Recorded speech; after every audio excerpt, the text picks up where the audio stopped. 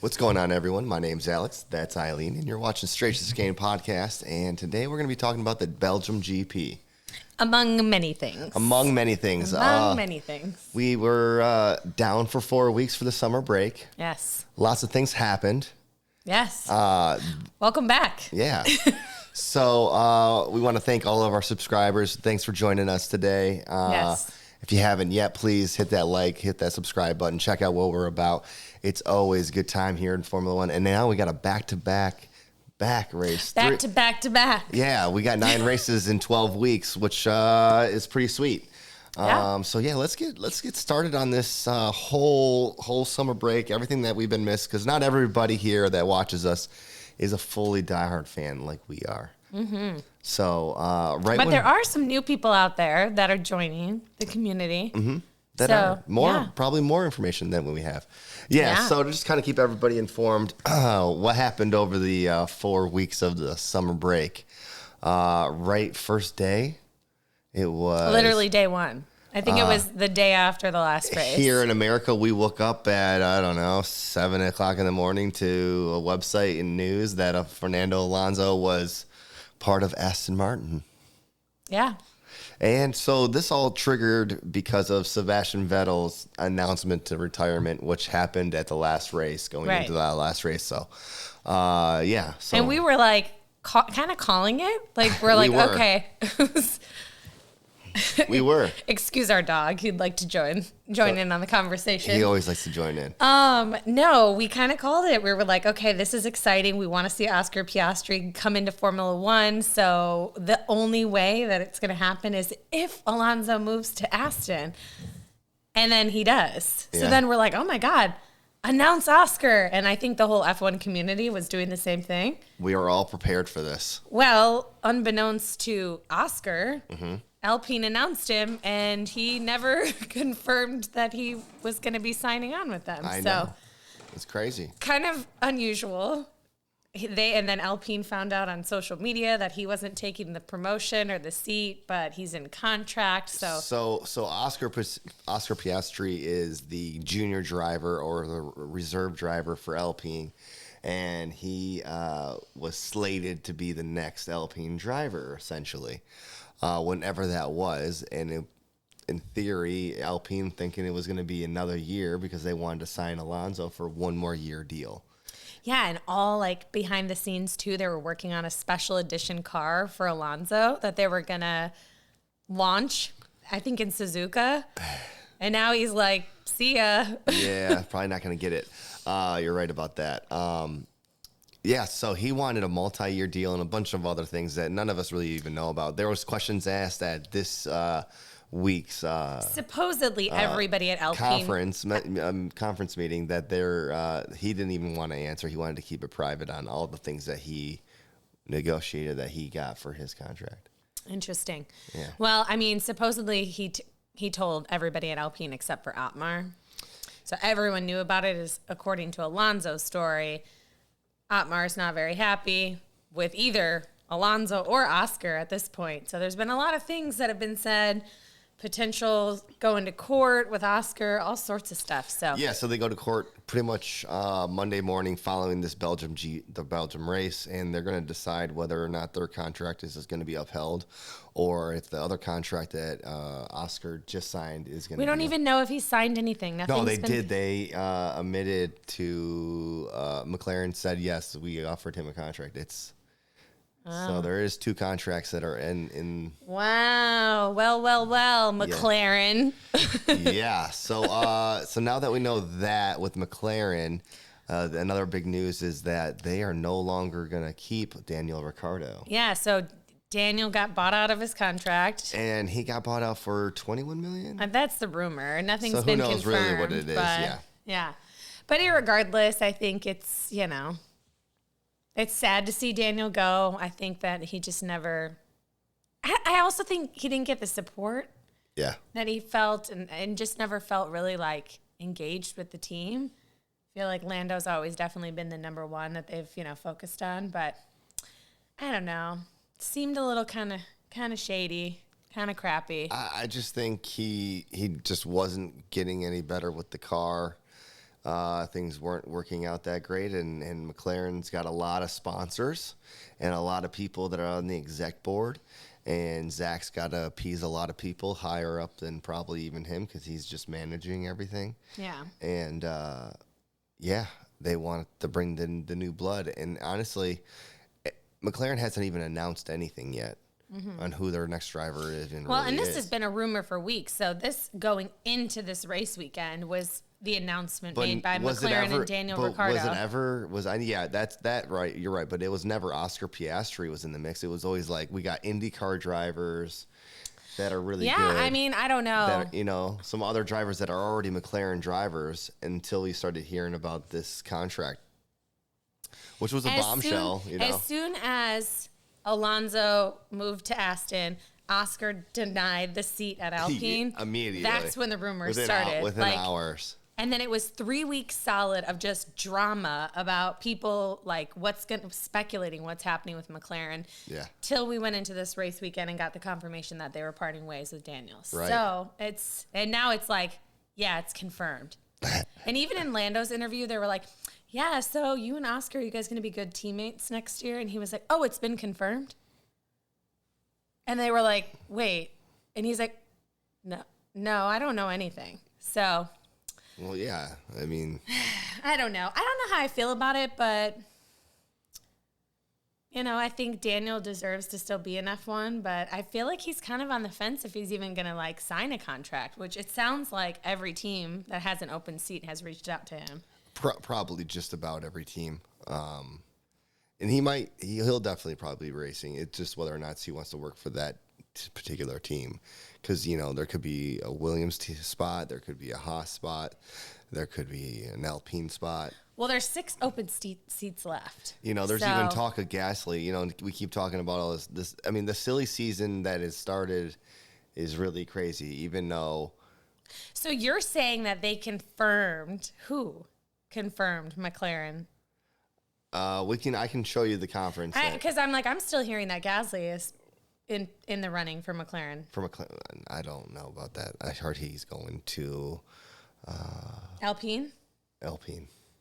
Okay, and then Helmut already has somebody else lined up for his seat. So, but Gasly's confirmed for next year. Tsunoda's not. So yeah, they can still. I know. Obviously, we saw it with Daniel. So contracts can be bought out. Things can be teamed. We're going to find out more in this upcoming week after this. I think there's definitely. I feel like there's going to be an announcement tomorrow.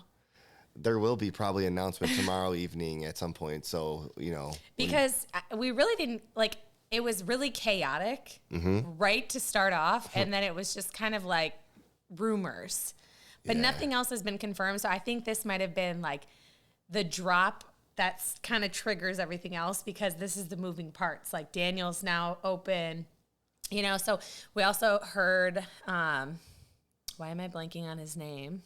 Italian Jesus. Giovonazzi is going to be testing for Haas. Yeah, I feel like if anything, he'll be a reserve driver still. What I'm hearing is that he potentially could sign with Haas. So I don't know. We'll see. There's a lot that can be happening. The silly season start, and the reason why we got to bring it up is because going into this weekend, coming out of summer break, all the talk has been this. And Daniel Ricciardo not getting a seat, because going into all of the conference meetings, everybody's talking and everyone's asking about what's going on with him. Yeah. He had sit-down meetings. He got a little F1 special. He did. Sky Sports F1 did a whole special on the silly season. So it's something you got to talk about going into the first race coming out of the summer. Yeah. For sure. So Belgium was definitely here in Spa, one of my favorite races, my favorite tracks.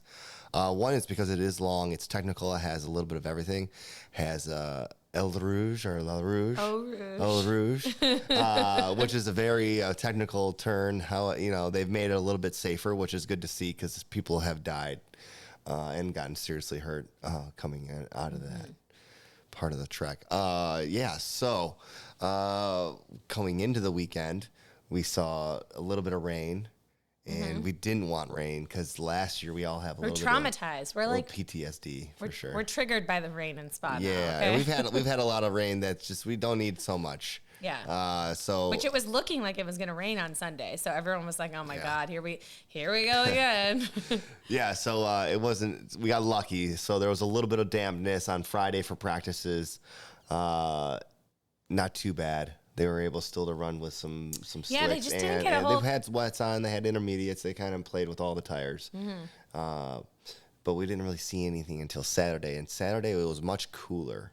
And we saw really Mercedes kind of struggling. So coming out of the summer break, Mercedes, who before the weekend, the summer break, they were looking good and strong. If I was to tell you they were gonna win, but Saturday's practices, they were kind of looking. Saturday's practices or Saturday qualifying? Both. I mean, qualifying. Qualifying, they turned it up a little bit, and they looked a little bit. They got the Q3. Yeah. So after in Q1, they were looking like they might not even make it to Q3. Yeah. Well, I mean, I think George said it best. They definitely have been struggling with getting temperature in the tires, and that's why they were struggling so much in these cooler areas. So for me, I joked yesterday. I was like, they're all, how are we so far off margin? How are we so off margin? And I'm like, watch, we're going to go into the race today. They're going to have found something overnight. They always typically try to find something overnight. They always work do. Late into the night. Yeah, they always do find something overnight. Yeah. What they found was the sun today. So the sun, it was much warmer, which was much more better for Mercedes. They seemed to like that. Whilst Did you just say whilst? Yeah, whilst. Wow, good God. Well, so Red Bull just put a new engine train in and really just dominated. I mean, should we talk about how many people took penalties this weekend? My God, this was, I think, the most engine penalties in one race that we've seen. 8, yeah, 7. 7, yeah. Yeah, 7. And then to start the race, we had 2 more added to the list. Engine issues. So pretty crazy. So I think that, the big news, Charles was the first one to announce that he was going to take a new engine. And then it was rumored that Max was going to be taking one. And then it was like, let's just add Norris, Ocon, Bottas, and Joe all to the mix. So they're all going to be starting from the back of the grid. And they all had different types of penalties. Some of them were placed like a 5 place and a 10 place. No, they all had. Or a 20 place or even a 30 place grid penalty. And most of them had. Sorry, then most of them had, because I was going to finish my sentence, most of them had you're wrong. End of the grid or back of the grid. Okay, so just to clarify, every single driver had a back of the grid penalty except for Bottas, who had a 20 place grid penalty. Not every driver had a separate penalty. I think there was him and somebody else, I thought. No, it was just him. Okay. Everyone else had back of the grid penalties because it was like Bottas has a 20 place grid penalty. But still is in front of. But is in front of them because the incremental grid penalties, no matter how many, if it was 100 places, he would still start in front because back of the grid is back of the grid. Yeah, okay. Which is confusing. But makes sense. Yes. So qualifying was strange. Do you get excited for people based on their pace when you know that they're going to be taking an engine penalty? So it was really a lot of team tactics. Like we saw Norris try to tow Ricciardo. Didn't work out. Yeah. Didn't work out. We saw Alonso get towed by Ocon. So, qualifying had some towing going on. For sure. We did see 2 things with the top 2 teams that were a little strange with the Q3 tactics. So you would think that Max would tow Perez. Yeah, sure. Well, sorry, Perez, you got to tow Max to get even faster than he already is. And then we saw Leclerc get sent out on the wrong tires in Q3. And he's like, what are these tires? And they're like, oh, sorry, it was a mistake. I guess they were a scrub pair or something. So that was a big mistake by the team. They were a used pair. And then he was like, should I do the lap? And they're like, do the lap. Yeah. Then they bring him back in. He's in the pits. He barely makes it out. They put him on a new set of tires to tow Sainz. I mean, what's going on? And they go slower. They couldn't get They go slower. And I thought for sure, I was like, you know what? Ferrari, they got it out of their system for qualifying. Yeah. They're not going to do something to mess up the race tomorrow. Yeah, they seem to make some mistakes here and there. Ferrari being Ferrari. Yeah. And I feel like it's Charles, his side of the garage, more often than not. I mean, how far are we going to push Charles this season? How far? I mean, somebody answer. How far are we pushing Charles? We'll see. He needed to race coming into this race, coming out of summer break. He needed to win every single race, right? He wanted to pull a Sebastian Vettel. And so he did not. He did not, no. And I don't know if it's physically over because anything could happen. I mean, good God, Max could get COVID and be out for 2 weeks. You never know. Sure. He could have a DNF. He could have an engine failure. So we can't, rule it out at this point. I mean, we saw some wild stuff last season. We've seen crazy stuff in, years prior. Mm-hmm. So let's not rule him out yet. But I don't know how much Charles can physically take. I think he's still got some more in him. He definitely does. He has a contract, a very decent contract too. It's like an abusive relationship. Like you keep getting, knocked down, but you just have to keep going back for more. Like we're gonna get it together. We're gonna keep fighting. We're gonna whatever. But yeah, I thought qualifying that mistake was gonna be okay. We've gotten it out of our system. We're gonna nail the race. I mean, he had a little bit of bad luck at the beginning, but yeah. So qualifying was strange. And then, at the end of the day, everybody really got promoted up the grid. So, yeah. Because there were so many drivers that were in Q3, Norris, Ocon, Leclerc, Verstappen. So they all got pushed back. Yeah, so it's a lot of teams that we typically don't see near the top of the grid for the start of the race were like both Alpines were up there. AlphaTauri was kind of high up there. Tsunoda was out in Q3. Who else am I? Yeah, but he was bumped up too. Well, he was because everybody went bullet. Yeah. Daniel Ricciardo was like P9. I think he was P11, got pushed, and then got promoted up. P9. Yeah. That's what I'm saying. Yeah. They all got pushed into higher rankings. Albon started P6. Yeah. So, but he did get into Q3, so we officially made it every driver this year. Every driver made it to Q3. This year, yes. And this weekend, he ended up getting a point. He did. So Q3 and a point for Williams too. So he's holding the record down that Russell did previous years. Yes. So Max was the fastest in qualifying. Max was the fastest. I mean, he just looked dominant. That car looks fast. I mean, even his teammate looks fast. He is fast. I mean, good. He was by far. He was 0.6 up on everybody.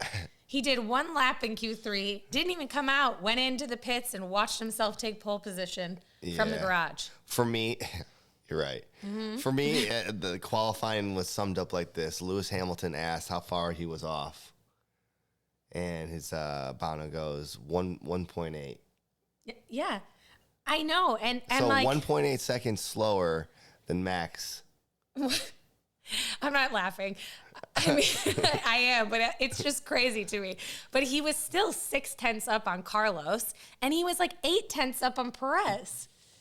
Yeah, but to the Mercs, it was 1.8 to Lewis, and then it was 2 seconds to Russell. Like, what's going on? And then Max, the way he described his car was, man, it felt like a rocket ship all weekend. Well, it was. Well, it was, and when you hear them say it's on rails, that means they can pinpoint the accuracy of that car and put it exactly where they want. And you don't hear them say it often. I mean, you hear them say it enough, but they don't say it all the time. And so when you do hear them say that, you know that car was in full control. Yeah. He had it exactly on point where they wanted it. Yeah. And I don't even know if he made many mistakes this weekend either. I know. Well, he didn't. Look, with the engine penalty, he started the race here in Spa in 14th. And technically 13th. Technically 13th because Yuki and Gasly started from the pit lane or from the garage or whatever. Yeah. So, right away he did it by lap 18. He was in the lead. I think for the second time. Well, the official time, because still like on paper with certain tire strategies, he was probably like second on paper, but officially by lap 18. Because Carlos pitted and then he took the lead. Yeah. Well, Perez took the lead and then he battled with Perez for a second, but not too long, kind of. well, whatever. So really not much else from qualifying. The only other, thing that kind of was noteworthy for me was the announcers suggesting like, oh, should AlphaTauri have both their drivers take engine penalties so they can get out of the way? And then we came in this morning. You said that. I didn't hear that, but you said that to me this morning before the race started. I was like, well, sure, I guess they could do that, and sure enough. Okay, well, so Yuki took a new engine and was starting from the pit lane going into the race, and then we heard Gasly's car couldn't start while it was lined up, so he's out. Do you think that was all coincidences? Yeah, Christian Horner went in there, pulled a few plugs, and was like... Or do you think that was Red Bull order? I don't know. I mean... It's just the coincidences are strong. It's very coincidental. Yeah. The irony is a little unusual. But here's the thing. Even if they were in front, Max would have passed them. Mm-hmm. Maybe there would have been some different type of carnage. Well, Max would have passed them easily. They would have been like, oh, it's Max coming up. And the good example is... Yeah. So, starting the race, obviously, we've got to talk about the whole big incident at the beginning, but we'll get there. We'll circle back to that. But I haven't gotten there yet. Leclerc had to pit early on lap, what was it, 4? Yeah, it was 4, because he had a visor stuck in his brake duct, which could potentially have been Max's, but who knows. But he had to pit, and so he ended up behind the AlphaTauris, and he had to charge through all those people. And he, because of the safety car, was literally right behind Max. So Max really lucked out with just and not that Leclerc even had the race pace. I mean, Max was on another level, but I think he could have potentially been on the podium instead of Carlos. You're probably right. But yeah, well, you have it. So yeah, it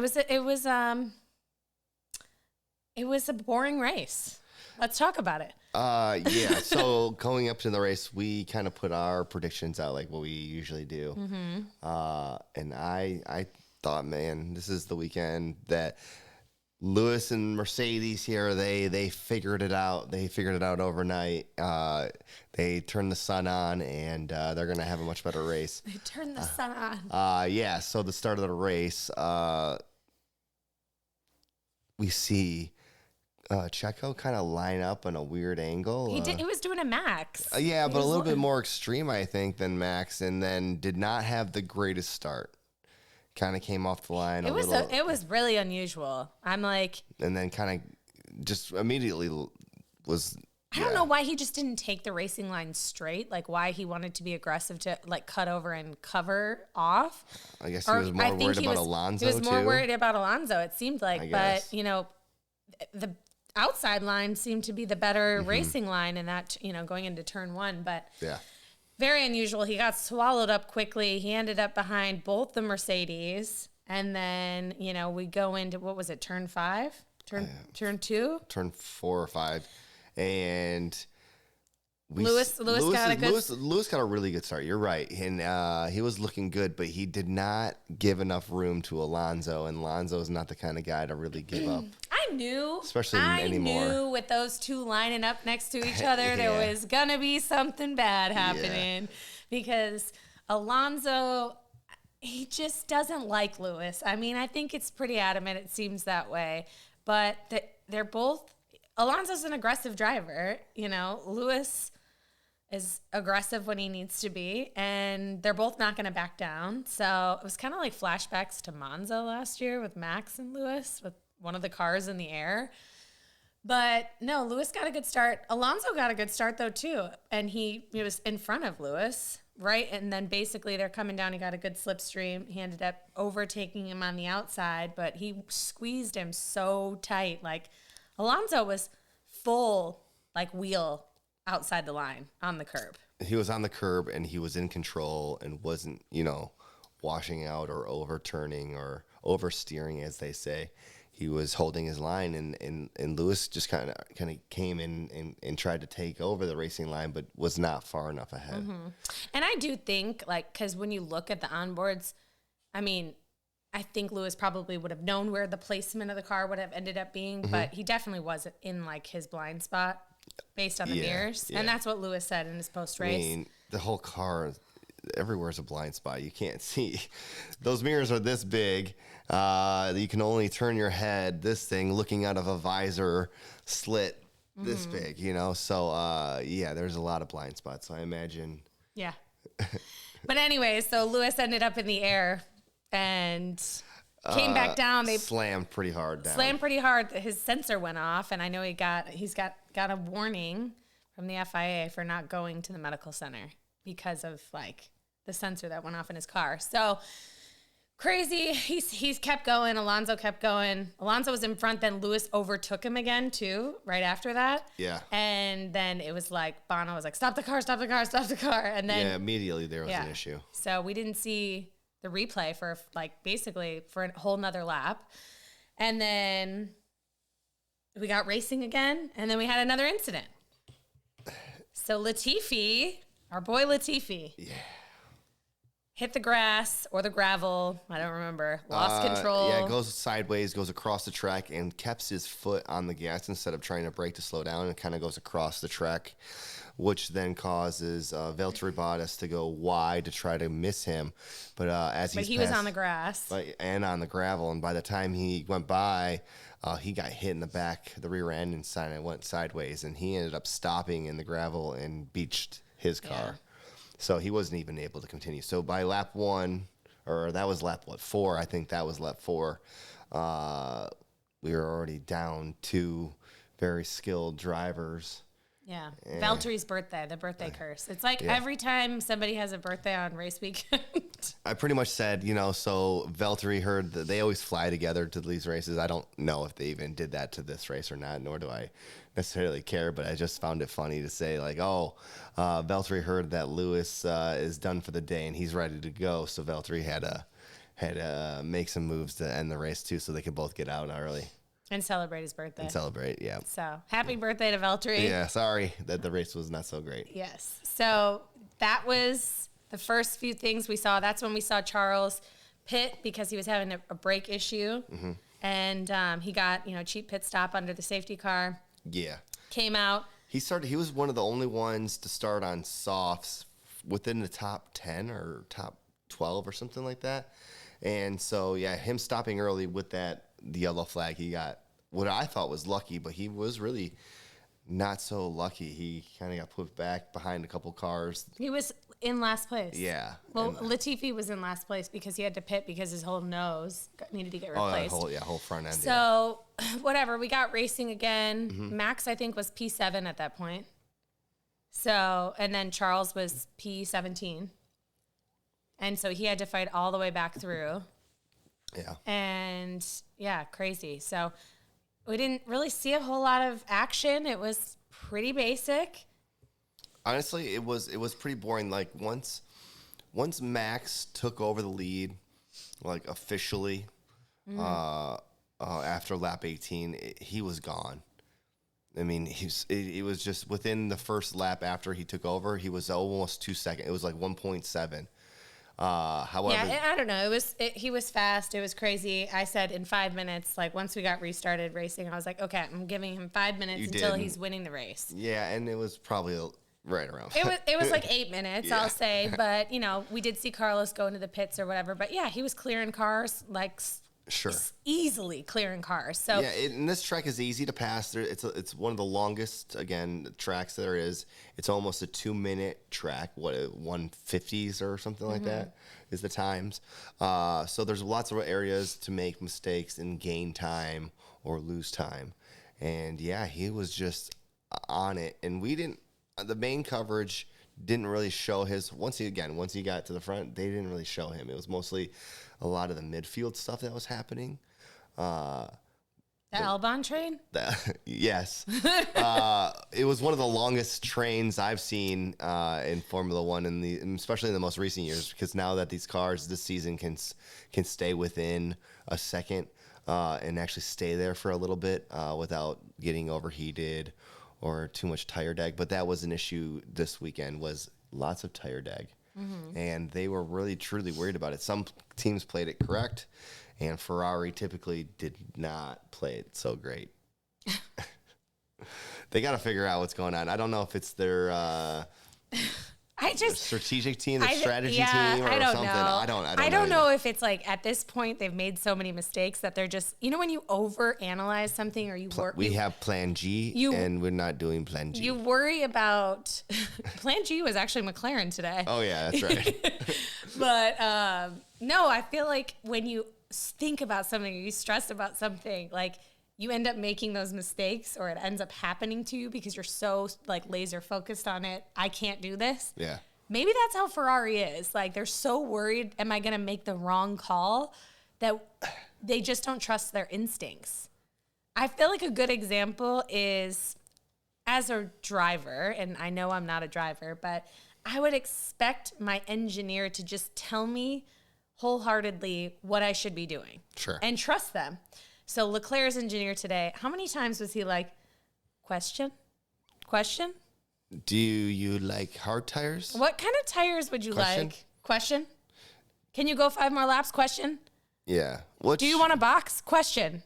I just think it's trying to, get an answer from him on how he's feeling about certain things. But we did hear a lot about their strategy over the radio, which was way out more in the open than typically we would normally hear. And even like Crofty was in Brundle, where Martin Brundle were saying that today. Like, man, they are saying a little bit too much, giving a little bit too much away. Right? Because Carlos was like, what about a 3-stop? Like, you don't normally hear them say those types of things.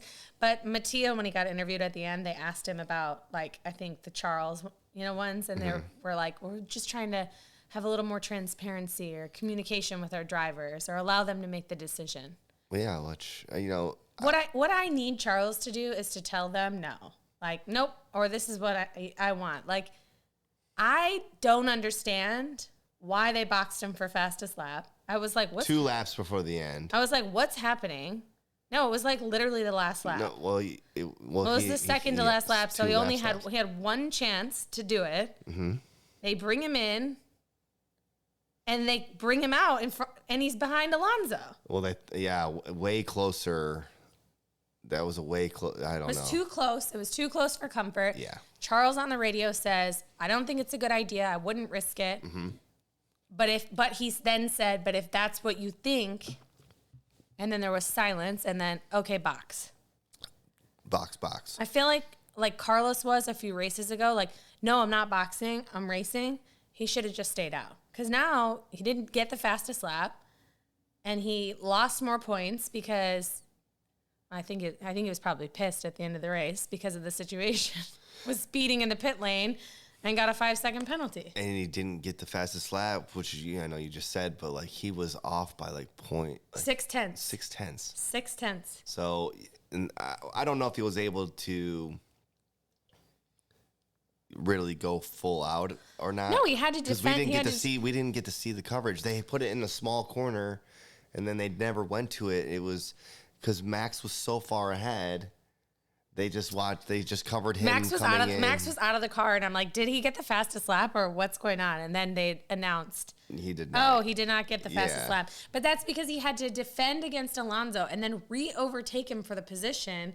Yeah. Instead of just focusing. And normally, in the past, we haven't seen that happen where anybody pits for fastest lap, I feel like this year. But last year, it has happened. When we've seen it and it's been strategy from like Mercedes to pit Valtteri or from Red Bull to pit Perez, they always make sure they do it within reason where they're going to have clean air and they're going to have, So for me, I'm like, this makes no sense.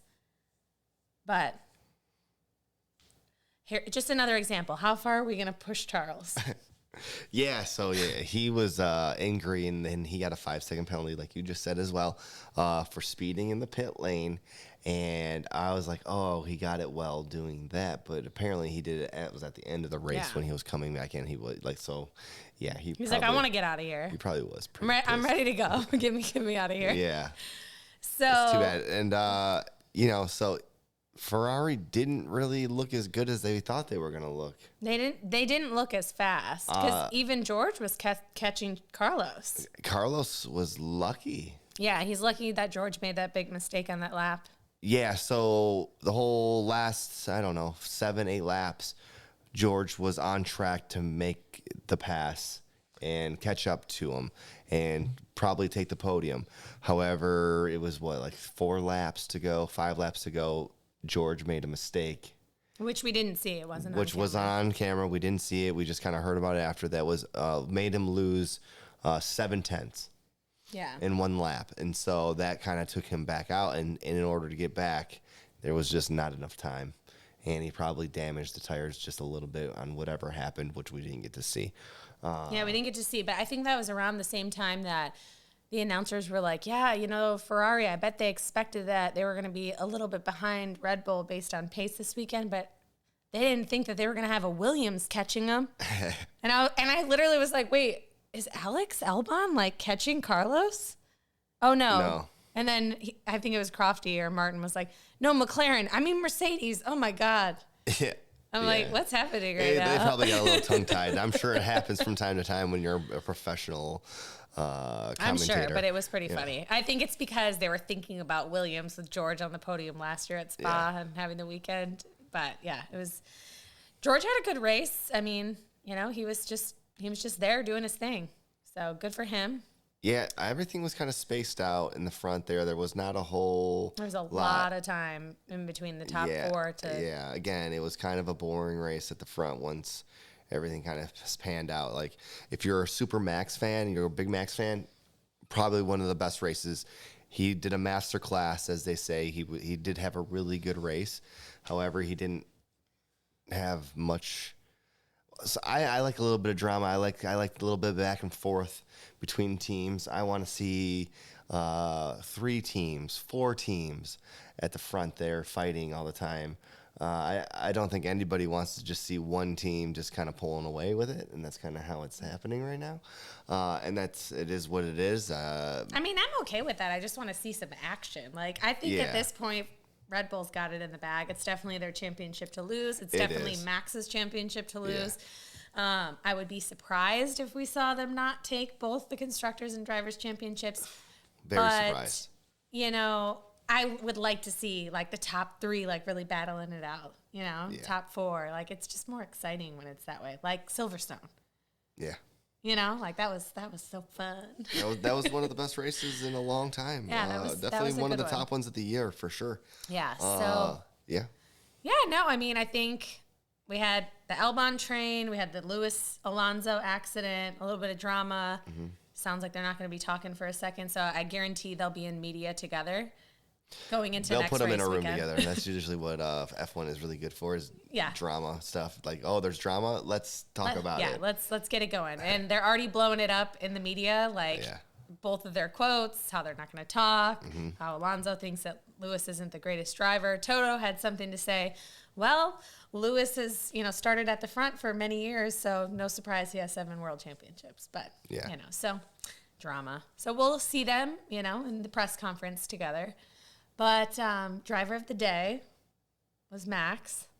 I think you have to give it to Max. No surprise. Absolutely. Everybody that voted to F1, they gave it to him, and I do too. No joke. Yes. No doubt. He definitely was there. Did very well. Beat his teammate by, I think, almost 20 seconds. Yeah. Unbelievable. Pretty much a pit stop ahead. Yeah, crazy. Yep. Max driver of the day, hands down, 100%. So starting from 13th or 14th, whatever you want to call it. So question. This weekend is up there with Brazil 2021, Lewis's Masterclass. So sure. Which is the better race? Probably I would give it to the Brazil. I mean, there's also Max has done a Masterclass before in the rain. Previous years, and I would say that was a better one. This one was just dominance. The car was on rails. The car was great. Yeah. He had a brand new engine in it. He didn't. Well, Lewis had a brand new engine in Brazil, so he did. Here's the difference for me, because it's pretty comparable as far as driver's skill set and the way they performed themselves. Okay, so sure. I would say very similar. Car was perfect. Driver, no mistakes. Great race. So underdogs. Lewis started P10 in Brazil. Max started a little bit behind. The difference for me is it was Lewis and Max last year actually competing together at the front. Like we had those 3 laps where they were trying to overtake each other. They went wide, we had that excitement level. Mm-hmm. Whereas Max, he didn't get to have any fun. He just overtook everybody and just ran away with it. So, yeah. But from a driver's skill set, as far as like them performing Masterclass, I would say they're in line with each other. Sure. So. Okay. So typical Spa, not so much, I guess, because typically there's a lot of drama. It's been a lot of years. It's always been something. This year, kind of boring. Yeah. Yeah. Yeah, it was. I mean, it wasn't super exciting. We're going to Zandvoort next. Mm-hmm. So we're going to Max's like true home race. This was a partial half home race, as they call it. I don't know. We need to know. We need to do some research and see if they changed the speed limit to 1 this year, because last year they changed it to 33. Yeah. People are going to be driving really slow there. I don't 1 mile. Yeah, it would be. No. So we go to Zandvoort next. It's supposedly going to help suit Ferrari a little bit better. So maybe we'll see Ferrari and Mercedes, but Mercedes straight line speed just isn't there. So yeah, I don't know. So this is the first race of a triple header. Again, this is the first race of 9. Yeah, we have 8 more within a 12-week period. So yeah, we have a lot of racing really in a short period of time. It's going to be October before you know it. I was going to say there's 2 more. Then we go to Singapore. Then we go to Suzuka. Then we go to America. Yep, and then we'll be there. We'll be there for that. Yes. For the full experience, which is going to be sweet. I know. If you're going, let us know so we can meet up. So yeah, for sure. What else did I have? Let's talk really quick. Sorry to interrupt, but I'm not sure if everybody saw this because I just feel like I have to share the fact that Vegas tickets. So we've decided Vegas is out of control. So I think it's MGM is buying up like 10,000 or something tickets to build ticket packages for the entire weekend. So, room, all of that stuff. So no joke. I mean, I already knew ticket pricing was expensive in America based on just researching other circuits. It's the biggest market in the world, so I think they can make the most money off for the price of one Las Vegas weekend, you could take a family of 4 to go see the race in Budapest, France, and Italy and still have $50,000. So, I mean, what does that mean? They're selling it for $100,000? Why is it so expensive? I think it's going to be a lot of people. It's That's Vegas. Insane. Okay, I understand. All the richest people will definitely go there. Celebrities will go there. Yeah, but it's going to be crazy. a big party. It's going to be the biggest party. I don't know. I couldn't tell you what's a bigger one that they have. I think it's like a $10,000 ticket package for like one person. And so general admission tickets to go to like the France race are a couple $100. Yeah. I even think about how much we paid to go to Austin, and I'm like, holy crap, like this is way more expensive than the F1 experience packages for, in Europe. Mm-hmm. So I might as well next year I'm going to Abu Dhabi. Okay. Okay. But yes, I thought that was interesting. But sorry, what else do you have? It was during a press conference earlier this week. I know there was no sprint this week, but they were talking about sprint races, and they had a question about would you like to see the sprint races have their own championship, so they get their own You're all about changing the system for the sprint race. I am. Yeah, I think to make it more interesting, because if not, it's not really. Then why did they even do it? I mean, I like the system better this year that more drivers get points instead of just the top 3. And that the point system is obviously higher. I like that. Mm-hmm. I do enjoy them. I think it's just really grueling on the drivers to have double races, qualifying's on Friday. It's like really high intense. It might be an intense sport, though. It might be something fun to do, I guess. I think it's another way to see, you can keep the points separate, and who knows, it might not be the same winner that wins the drivers' championship in the real. Possibly. It might be, It might not be. So I think there's just options to give it an actual championship like category. Yeah. That would be my one opinion to make it. So then you add, instead of the 3, maybe 5 or 7 throughout the whole season, so that there's a little bit more at stake.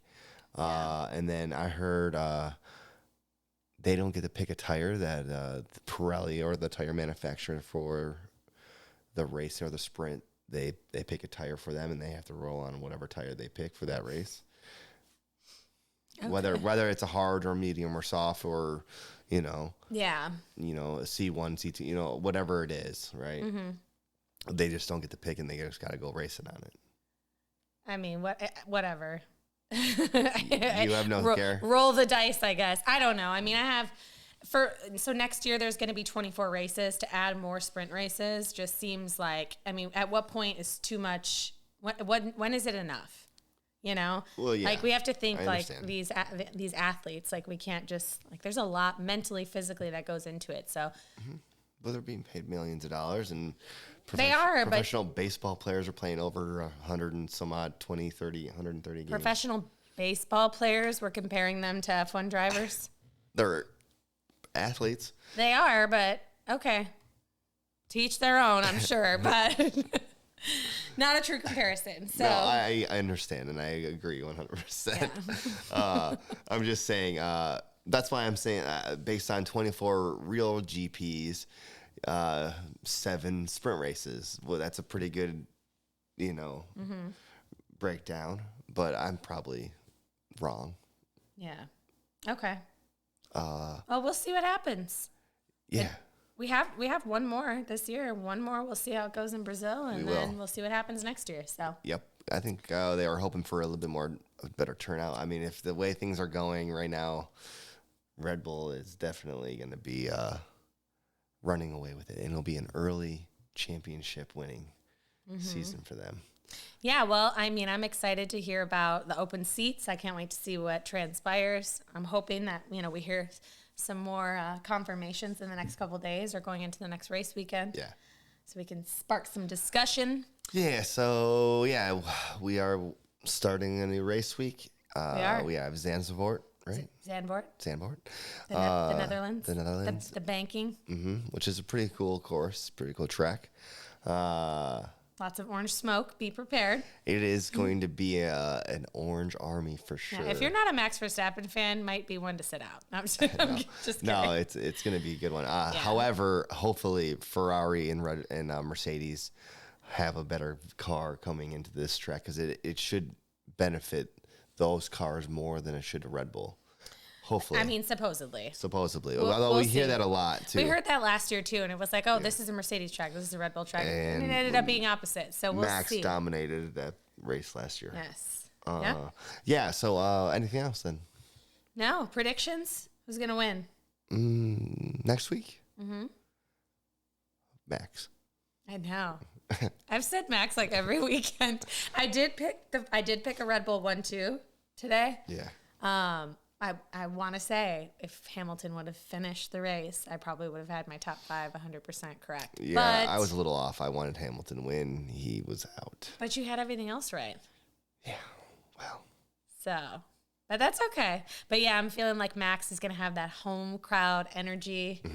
He's going to have, that I feel like the fans really give them the extra boost to just really push. I agree, and they've set him up really well. And his car is, his engine's brand new. His car is tuned in, so I'm thinking Max too. Yeah. So I guess that's it. That's it for you? That's it. So if you've made it this far, thank you very much. Yes. Honestly, I would love to hear from you guys. Comment, ask us questions. Tell us how bad we did, how good we did. Let us know what you want to see. Tell us your thoughts on the race, honestly, and who your driver of the day was. Any of that stuff, we'd love to hear it. Tell us that we were completely wrong and the race was completely amazing and it wasn't boring. I've heard some people say it was. Listen, I didn't say the race was like terrible or it was awful. It was just underwhelming. Shall we say? For sure. I agree with that statement. Yes. But we could be wrong. Tell us what you think. If not, we will see you in 1 week's time because we have a race already back to back to back. Yes, let's go. That's it for me. Don't forget to subscribe. join us, and we'll see you in a week. All right, that's it for us. See ya. Bye. Bye.